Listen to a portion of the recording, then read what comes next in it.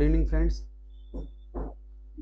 आज हम लोग एक पॉलिटी पर मेंस क्वेश्चन देखेंगे कैग के ऊपर। ठीक है, comptroller and auditor general of India, Bharat के जो नियंत्रण एवं महालेखा परीक्षक हैं उनका क्या रोल है। ठीक है, फिनेंशियल एडमिनिस्ट्रेशन या अदर रोल जो भी है।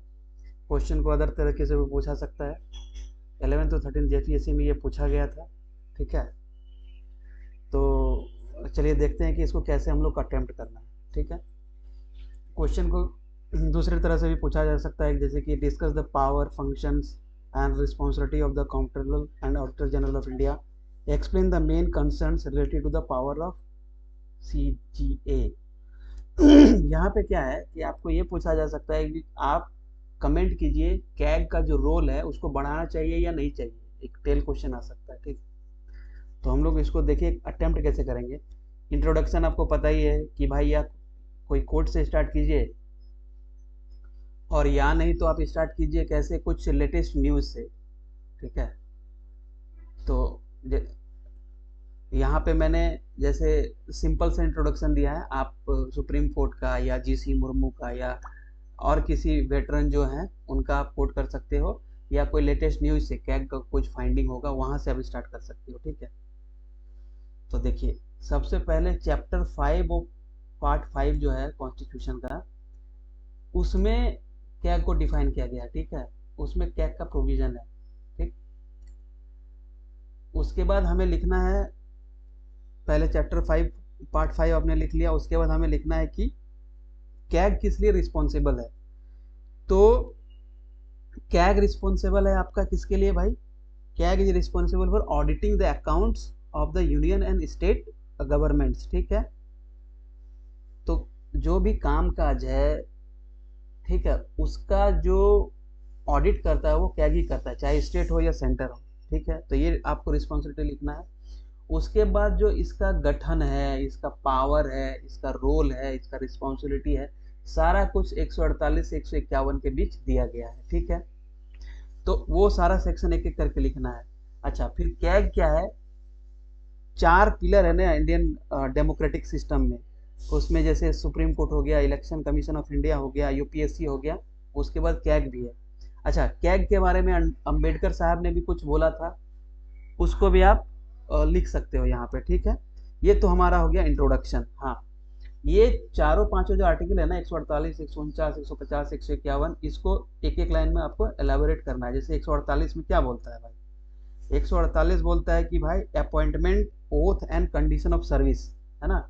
148 क्या बोलता है? Appointment, oath and condition of service. ठीक है, फिर 149 क्या बोलता है भाई? तो सॉरी, अब अपॉइंटमेंट क्या होगा तो एरो करके फटाक से लिख देना है। जैसे अपॉइंटमेंट 148 लिखा, उसके बाद मान लीजिए कि तुरंत से ऐसे एरो करके लिख देना है। यहाँ पे हेडिंग है ना अपॉइंटमेंट, तो 148 यहाँ पे लिख देना है अपॉइंटमेंट। उसके बाद एक लाइन लिख देना है, कौन करता है? प्रेसिडेंट करता है by warrant under his hand and seal, तो ये लिख देना है आपको। उसके बाद सैलरी कंडीशन है एज डिटरमाइंड लॉ।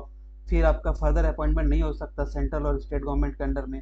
फिर जो इनका एक्सपेंडिचर है कैग और इसका ऑफिस का, वो कहाँ पे चार्ज होता है? चार्ज एक्सपेंडिचर आप पढ़े ही थे, है ना। कहाँ पे होता है? हम लोग चार्ज अनचार्ज एक्सपेंडिचर देखे थे, तो ये कहाँ पे होता है? सीएफआई में। ठीक है, उसके बाद 149 को आप डील करेंगे भाई। तो 149 में क्या है?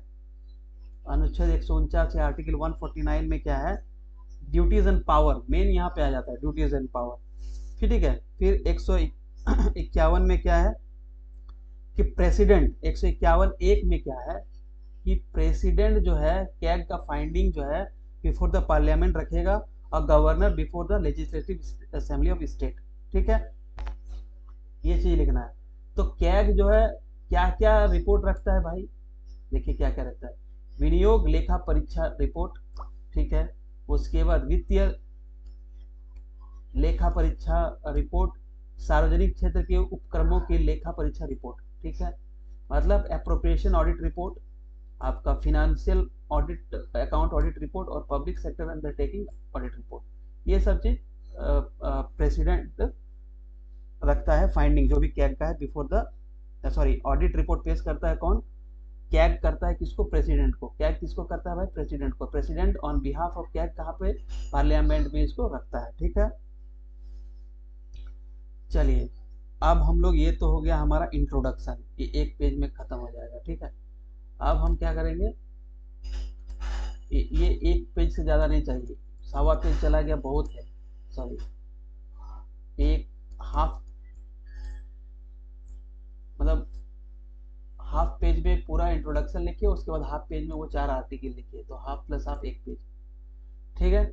उसके बाद देखिए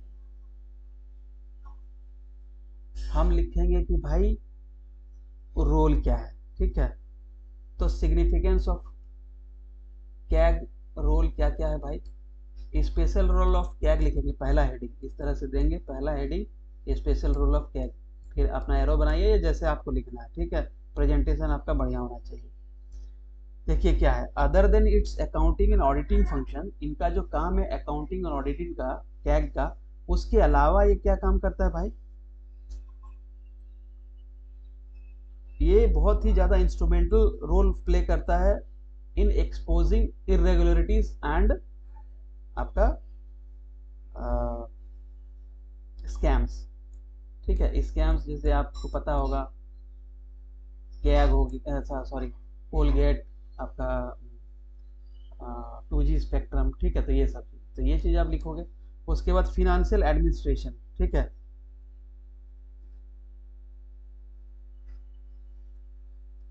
फिनेंशियल एडमिनिस्ट्रेशन में आप क्या लिखोगे कि इनका जो ड्यूटी है ना कैग का, वो है to uphold the constitution in the field of financial administration. CAG एक अपेक्स अथॉरिटी है, वो responsible for external and internal audits of the expenses of national and state government. तो ठीक है, ये हो गया फिनेंशियल एडमिनिस्ट्रेशन करता है। उसके बाद क्या करता है? Ensuring transparency and accountability. देखिए, जब कैग ऑडिट करेगा, कुछ फाइंडिंग देगा, मान लीजिए कि कुछ वित्तीय लेन देन हुआ है, आप कैग में देखे होंगे कि कितना 1000 करोड़ या कितना 100 करोड़ झारखंड का मैच नहीं कर रहा था। तो हालांकि इस चीज को इंट्रोडक्शन में मत डालिए, नहीं तो झारखंड का एग्जाम है तो वो नेगेटिव ले लेगा, ठीक है। कुछ और चीज को डालिए। हम ऐसे ही बोल रहे हैं कि कैग फाइंडिंग करता है, तो उससे क्या है, ट्रांसपेरेंसी और अकाउंटेबिलिटी बढ़ती है एडमिनिस्ट्रेशन में, गवर्नमेंट का जो ट्रांसपेरेंसी है, अकाउंटेबिलिटी बढ़ता है, ठीक है, of state and central government, ठीक है। ऑफिसर्स का बढ़ता है, जैसे कैग ने फाइंड आउट किया कि मान लो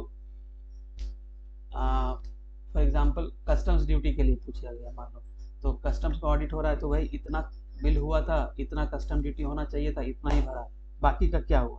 तो इससे क्या होता है, ऑफिसर अकाउंटेबल होते हैं, गवर्नमेंट मशीनरी ट्रांसपेरेंट होती है, ठीक है। इन द सेंस आप मान लीजिए कि झारखंड में कुछ रॉयल्टी आया तो किसी खदान से या मतलब माइन से, तो इतना मेट्रिक टन पे इतना होना चाहिए रॉयल्टी, और इतना मेट्रिक टन का इतना ही सिर्फ नहीं होना चाहिए, क्या क्वालिटी है उस माइंस का, उस पत्थर का या उस मिनरल का, उस हिसाब से उसका पर केजी या पर टन उसका जो है सो प्राइस फिक्स होगा। तो उसको कैलकुलेट करके दिखा जाएगा कि अच्छा ये है। मान लीजिए कहीं पे स्टेट गवर्नमेंट का माइनिंग डिपार्टमेंट ने क्या दिया है भाई, कोई लीज दिया है, लेकिन सपोज 100 मीटर तक, या मान लीजिए 50 स्क्वायर मीटर या 100 स्क्वायर मीटर या जो भी रहा हो, उतना माइनिंग लीज दिया हुआ है, लेकिन वो प्राइवेट वाला जो लीज लिया वो क्या कर रहा है, उससे ज्यादा डिग कर लिया है, खोद लिया है, तो वहां पे इरेगुलरिटीज है। तो ये सब जैसे सवाल उठता है। उसके बाद separation of power. Separation of power क्या है भाई? लेजिस्लेचर और एग्जीक्यूटिव में ना, ये इंश्योर करता है कि there should be alignment between the government financial activities and its legislative intentions, ठीक है। उसके बाद प्रमोटिंग गुड गवर्नेंस। देखिए, जब कैग ऑडिट करती है, गलतियां निकालती है, इरेगुलरिटीज लाती है, ठीक है, उसके बाद है ना कैग रिकमेंड भी करती है कि भैया इसको आप इस तरह से ठीक करो। तो कैग क्या है ना, कुछ इरेगुलरिटीज को जो प्रैक्टिस चल रहा है उसको स्ट्रीमलाइन करता है ऑपरेशंस में, गवर्नमेंट के फंक्शन में, और इससे क्या होता है, गुड गवर्नेंस हमारा बढ़ता है। फिर इफिशियंसी इन्हांसमेंट है भाई। इफिशियंसी इन्हांसमेंट क्या है, मतलब कि इससे क्या है ना, गवर्नमेंट मशीनरी में डिसिप्लिन आता है। डिसिप्लिन आने से इफिशियंसी होता है कि ये काम भाई इस टाइम लाइन में खत्म करना है, ये ऐसा नहीं होना चाहिए। अच्छा, पिछले बार कैग ने ये फाइंडिंग किया था तो इस बार हम सतर्क हो जाते हैं। ठीक है, ये मेरे डिपार्टमेंट में भी आता है कैग, तो इससे पता चलता है कि वो लोग कितना उस चीज़ को मॉनिटर करते हैं। ठीक है, उसके बाद देखिए contribution to sustainable development goals 2030 तक अचीव करना है। कितने सस्टेनेबल गोल्ड है भाई? 20 है, 15 है, 17 है, देखिए उसको। ठीक है, 2030 तक अचीव करना है। तो जैसे कि क्या है ना, यूएन के साथ, वर्ल्ड बैंक के साथ, आईएमएफ के साथ और अदर फिनेंशियल इंस्टीट्यूशन के साथ कोलैबोरेट करता है कि भाई हमारा जो मतलब खर्च हो वो किस तरह से एसडीजी गोल को अचीव करने के लिए हो, किस तरह से हम ऑडिट करें कि पारदर्शिता हो और हमारा एसडीजी गोल अचीव हो। ठीक है, फिर इसके बाद capacity building and support. CAG क्या करता है कि मतलब गाइडेंस देता है ऑडिटर्स को, फील्ड ऑडिटर्स को, लोकल बॉडीज को, लोकल ऑडिटर्स को, टेक्नोलॉजी की और प्लानिंग सपोर्ट देता है। ठीक है, तो ये सब कैपेसिटी बिल्डिंग के अंदर आता है, ट्रेनिंग में देता है। ठीक है, तो ये सब हो गया। चलिए, अब क्या है,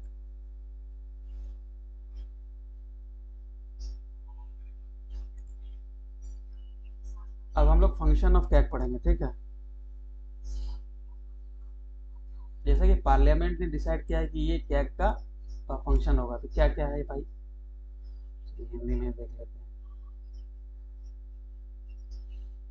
आर्टिकल 266, जब पॉलिटी का आंसर लिखेंगे तो बिना एससी के जजमेंट, कोट्स, रिमार्क्स और बिना आर्टिकल के हमारा जो है सो आंसर कंप्लीट नहीं होगा। अगर आंसर एक बॉडी है तो ये सब आर्टिकल और सुप्रीम कोर्ट का जजमेंट का कोट्स क्या है, हमारा पैर हाथ है। ठीक है, तो पैर हाथ के बिना बॉडी संपूर्ण नहीं होता है। ठीक, तो आर्टिकल 266 को लिखना है। संचित निधि और विधानसभा वाले प्रत्येक केंद्र शासित प्रदेश की संचित निधि, केंद्र भारत की संचित निधि, राज्य की संचित निधि और वैसे केंद्र शासित प्रदेश जहाँ पे लेजिस्लेटिव असेंबली है। कितने केंद्र शासित प्रदेश इंडिया में है जहाँ पे लेजिस्लेटिव असेंबली है? कहाँ कहाँ है? पुडुचेरी है, जम्मू एंड कश्मीर है, और कहाँ पर है? दिल्ली, 3 जगह। ठीक है, दिल्ली। ठीक, तो यहाँ पर जो संचित नीति है उनका जो एक्सपेंडिचर है उसका लेखा परीक्षण करता है।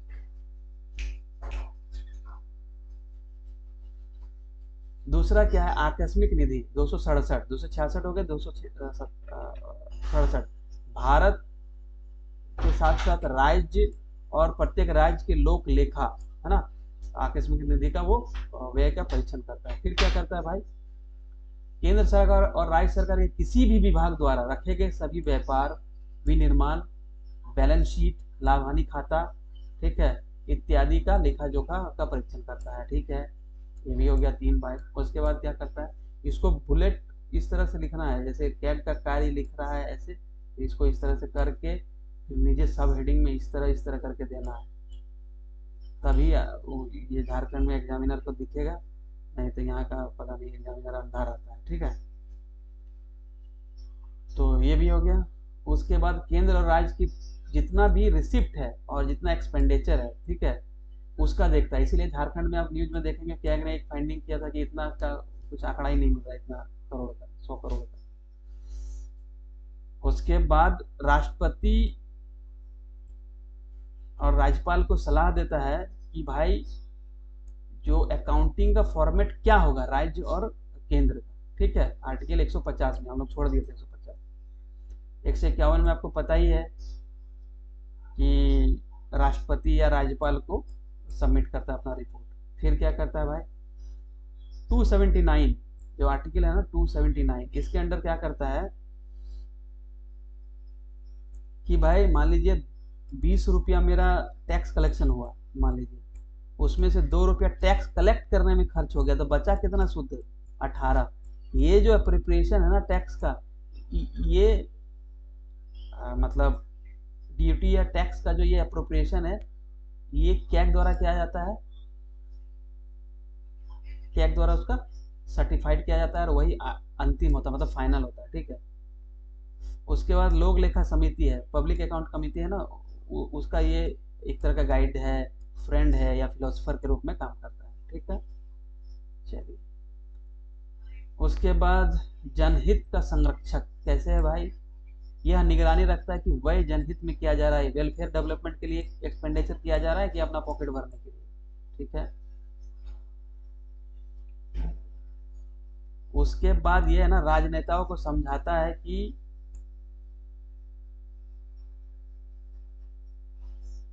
जो गवर्नमेंट मशीनरी है उसका भाव जो है राजनेता को समझाता है। ये उतना इंपॉर्टेंट नहीं है, उसको छोड़ दीजिए, ठीक है, ये भी छोड़ दीजिए, आप याद रख सकते हो ऑब्जेक्टिव के लिए, ठीक है। अब देखिए, ये तो हो गया इसका रोल, ठीक है, बढ़िया से इसको रोल लिखना है भाई। एग्जाम्पल और भी दे सकते हो आप लेटेस्ट डेवलपमेंट के साथ, ये मैंने एक साल पहले तैयार किया था। अब देखिए ये बहुत ही इंपॉर्टेंट है कि भाई कैग का रोल के बारे में सुप्रीम कोर्ट ने कहा।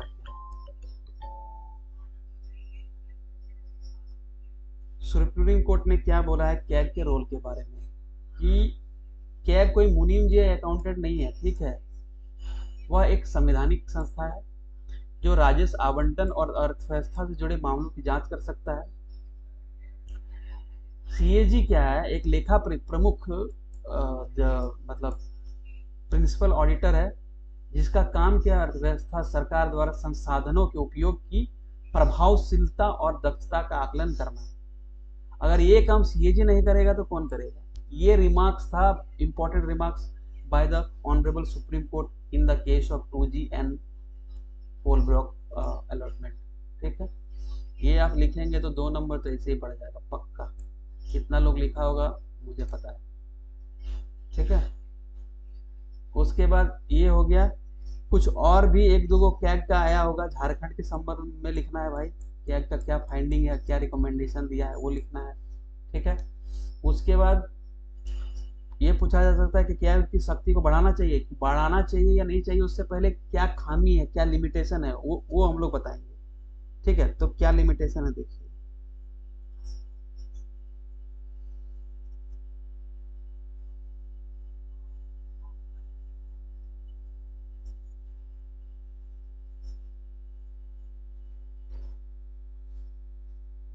अच्छा, और एक यहाँ पे लिख सकते हो कि जैसे इस प्रकार से कैग है ना अपहोल्ड करता है आपका constitution of India and law in the parliament in financial administration, ठीक है, इसके जस्ट बाद इस तरह से, ठीक है। द अकाउंट, उसके बाद अकाउंटेबिलिटी किसका, एग्जीक्यूटिव टू द लेजिस्लेचर, मतलब एग्जीक्यूटिव जो काम कर रहा है उसको ऑडिट करता है और वो चीज रिपोर्ट करता है प्रेसिडेंट को, president on behalf of the CAG submits to the before the parliament और स्टेट लेजिस्लेचर। तो इसमें क्या हुआ, फिनेंशियल जो आपका एग्जीक्यूटिव का रिस्पॉन्सिबिलिटी है या अकाउंटेबिलिटी है उसको सिक्योर करता है थ्रू ऑडिट रिपोर्ट्स, मतलब accountability of the executive to the legislature in the field of financial administration is secure through CAG audit reports, ठीक है। ये यहाँ पे लिखना था इसके बाद, ठीक है। उसके बाद आप क्या लिखोगे भाई,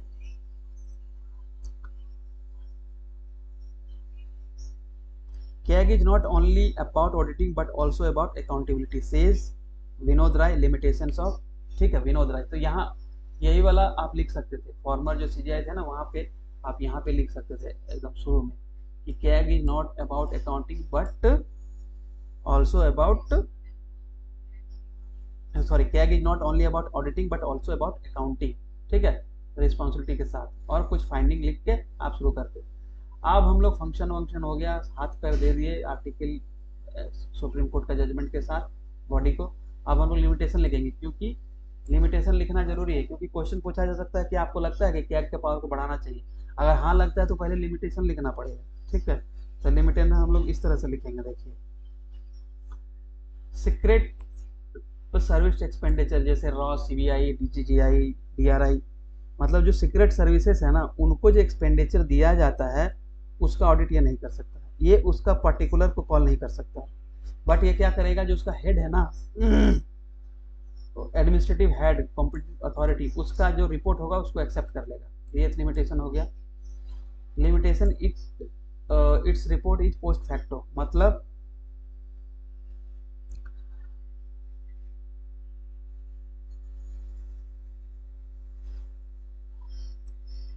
एक बार खर्च हो गया तो उसका बस जानकारी ले सकता है, उस पर तो अब ये कुछ कर नहीं सकता इसको, ठीक है। तो पोस्ट फैक्टो लिमिटेशन है।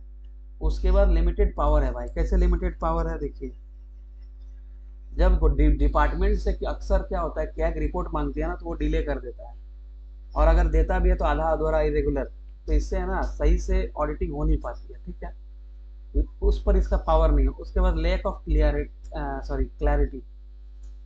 लैक ऑफ क्लैरिटी क्या है कि पीपीपी मोड पर जो प्रोजेक्ट्स है उसका ऑडिट कर सकता है कि नहीं कर सकता है, क्या इस पर दिक्कत है। पीपीपी मोड आपको पता है, पीपीपी मोड क्या होता है, पब्लिक प्राइवेट पार्टनरशिप, ठीक है। तो इस पर क्लैरिटी नहीं है कि कैग ऑडिट कर सकता है कि नहीं कर सकता है, ठीक है। Single versus multi member body. CAG क्या है, सिंगल मेंबर बॉडी है, एक ही सदस्य चीफ। जैसे ईसीआई में 3 है ना, एक चीफ इलेक्शन कमिश्नर, 2 कमिश्नर, वैसा नहीं है। तो इस पर भी एक बहस है कि भाई इतना सारा लोड है और एक आदमी पर है, ठीक है। उसके बाद conflict of interest related to appointment. अब देखिए इसमें क्या है, एक्चुअली अभी का करंट प्रैक्टिस क्या है ना कि क्या क्या अपॉइंटमेंट होता है, कैबिनेट सेक्रेटरी है ना, वो प्रिपेयर करता है, एक शॉर्टलिस्ट करता है कुछ व्यक्तियों का नाम, और वो सजेस्ट करता है फिनांस मिनिस्ट्री को, और फिनांस मिनिस्टर क्या करता है, प्राइम मिनिस्टर को सबमिट करता है, और कैबिनेट देती है प्रेसिडेंट को कि भाई इसको आप नॉमिनेट करो, ठीक है। तो ये क्या है ना, एक तरह से एग्जीक्यूटिव के कंट्रोल में है अपॉइंटमेंट ही। जब प्राइम मिनिस्टर और on the recommendation of cabinet होगा तो फिर क्या है मतलब, ठीक है। तो इस पर एक सवाल या निशान है। फिर क्या है, scrutiny of private party,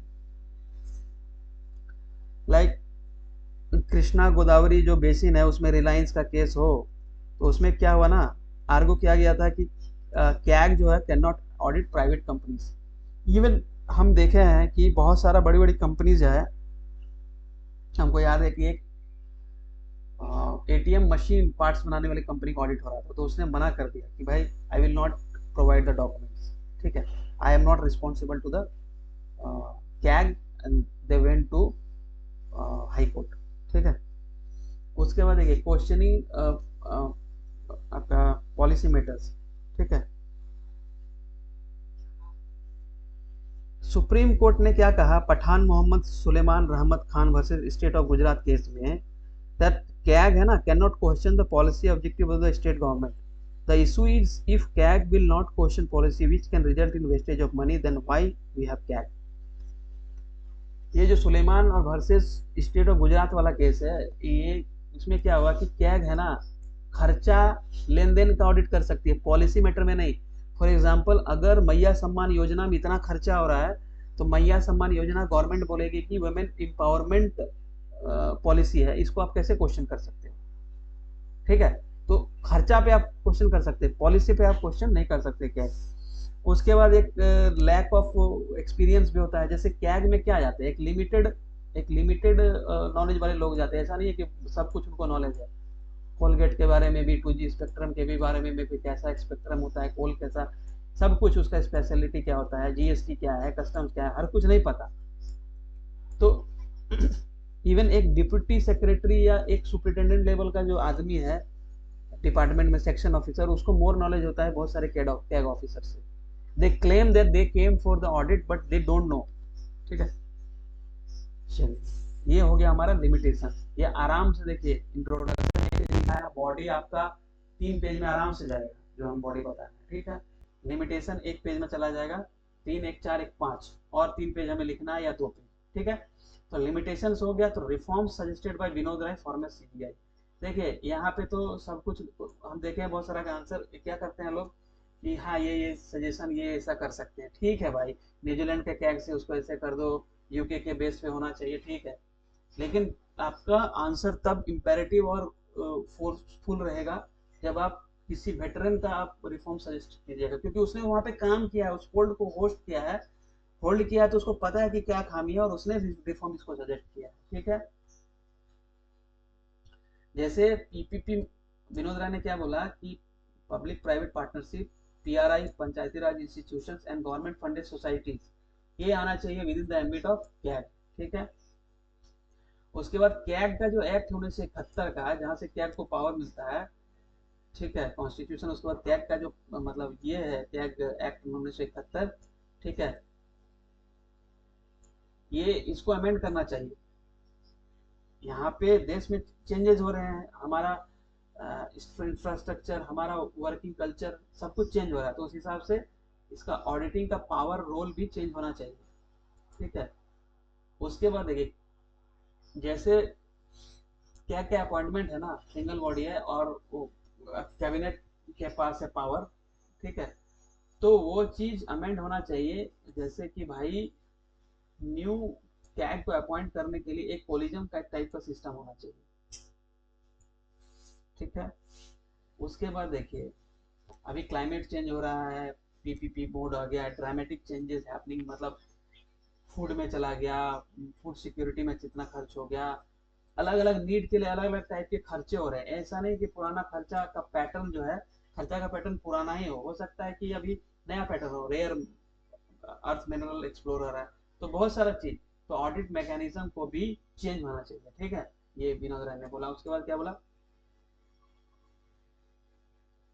CAG को अपने आप को प्रिपेयर करना होगा, like implementation of sustainable development goal, GST, जो नया चीजें आ रही है ना, अभी इनकम टैक्स एक्ट 2025 आने वाला है 1 अप्रैल 2026 से, तो ये सब चीज के लिए अपने आप को प्रिपेयर करना होगा। अदर रिकमेंडेशन अपॉइंटमेंट रिलेटेड आप बोल सकते हो किसे इंडिपेंडेंट हो सकता है ये, ठीक है। उसके बाद कैग का जो पावर है ना, वो न्यूजीलैंड के जैसा हो, न्यूजीलैंड के तर्ज पे हो, ठीक है।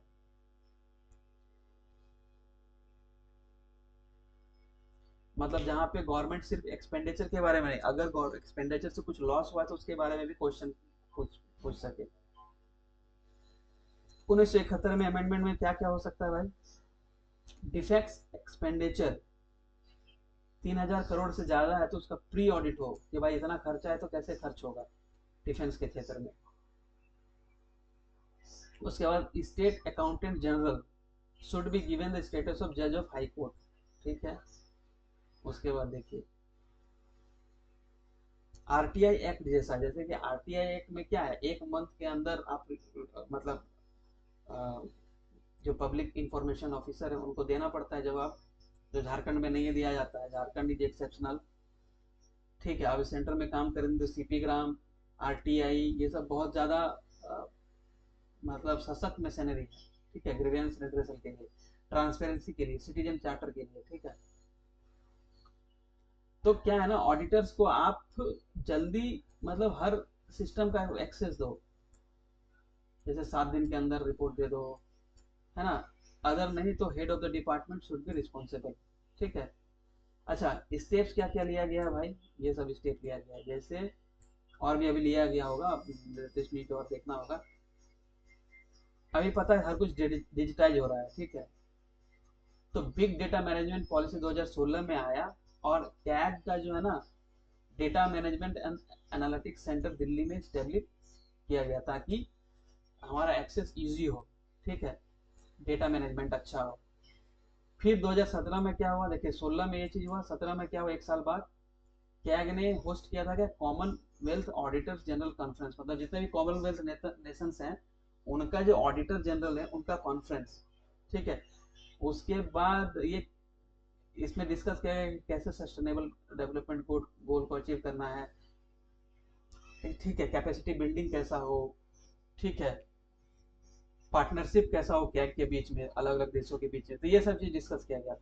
उसके बाद कैग ने सक्सेसफुली यूएन हेडक्वार्टर को ऑडिट किया था, जो कि एक बहुत कॉम्प्लेक्स टीडीएस काम था, लेकिन इसको इंडियन कैग है उन्होंने कर दिखाया। तो ये सब चीज स्टेप्स जो कैग है उन्होंने लिया है, ठीक है।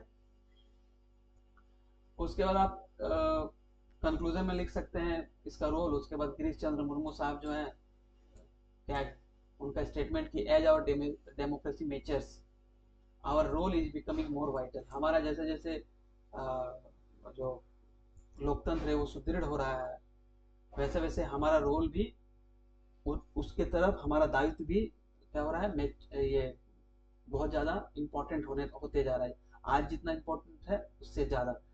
ठीक है, तो ये था कैग का आंसर। आप आराम से 40 पेज में, 8 पेज में आराम से लिख सकते हो, बस इतना भी लिख दोगे तो you will get around 25 plus marks, 27-30। इसमें सब कुछ लिख दिया गया है, थोड़ा मोड़ा अभी का डेवलपमेंट आपको लिखना है। ठीक है, चलिए।